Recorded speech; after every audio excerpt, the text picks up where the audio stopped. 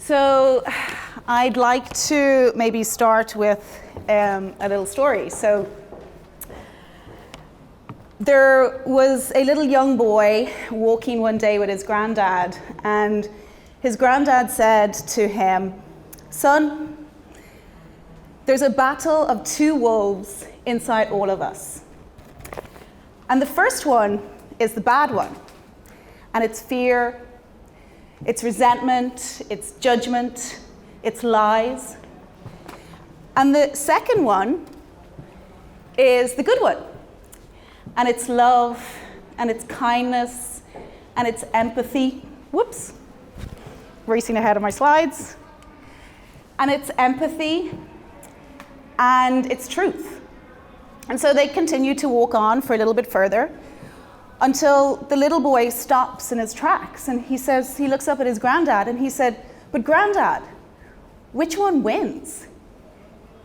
And his granddad whispered quietly in his ear and he said, "Son, the one you feed."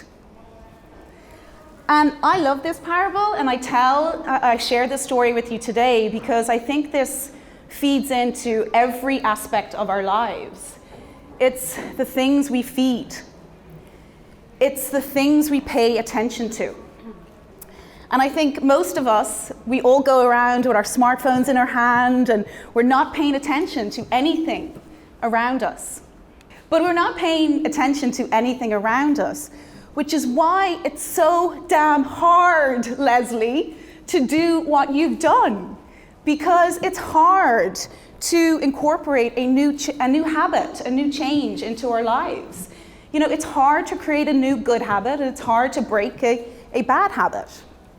But we can do hard things. And I'm here to remind you that we can do hard things. In fact, I have this poster framed in my bedroom and in my kitchen to remind myself daily that I can do hard things. Does anybody know who the gentleman is on the right? There you go. There was a good few. Yeah, so Roger Bannister. So in 1954, Roger Bannister broke the 4-minute mile. And throughout history before 1954, nobody thought that this was doable. In fact, people thought that if you ran a 4-minute mile, you would die. And not only would you die, but your heart would explode inside your chest. So that would deter anybody from running a 4-minute mile, right?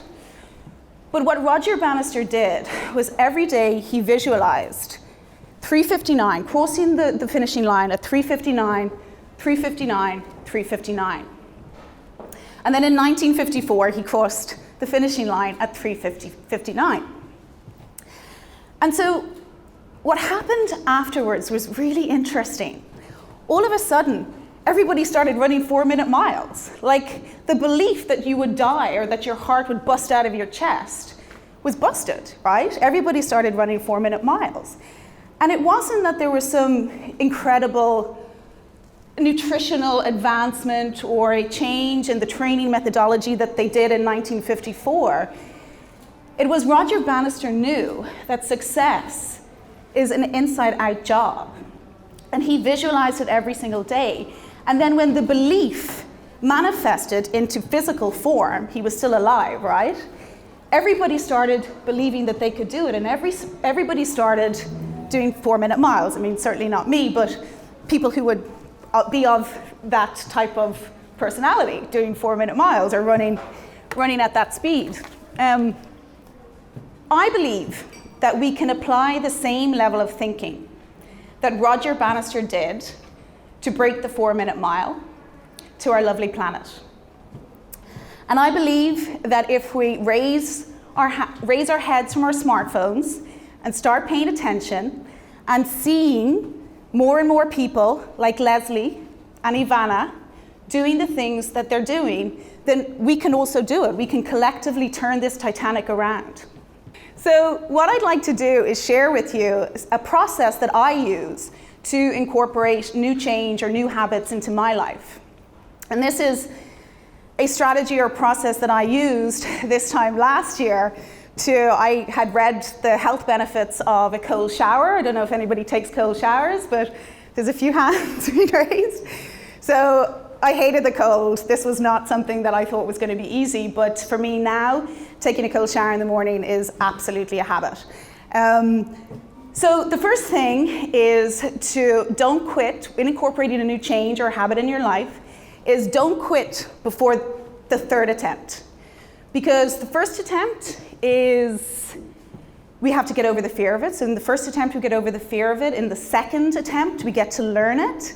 And then in the third attempt, we get to actually like it.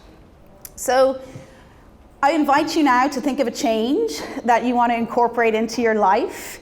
We are at a Planet Calls event, so technically it should be something to do with that. So if we think about a habit, or a habit or a change that we want to incorporate, we apply the 3 C's. Again, the key here is repetition, right? And for one person, it may be 3 times until it becomes a habit. For another person, it might be 21 times, 21 days, 30 days, 60 days, right? But the key is repetition and to just stick at it. And then the second C is capability. The second C, is capability. So what is the actual strategy, the mechanics of incorporating that new change into our lives? And coincidentally, the third C, or the second C, capability, is really born out of the third C, which is challenge. So when we challenge ourselves, we really have an increased probability, if you will, of creating that lasting change in our lives. Because when we do the easy things in life, life gets hard. And when we do the hard things in life, life gets easy. And remember, we can do hard things. So I want to leave you with an Aristotle quote, which says, "We are what we repeatedly do. Excellence, therefore, is not an act, but a habit." Thank you.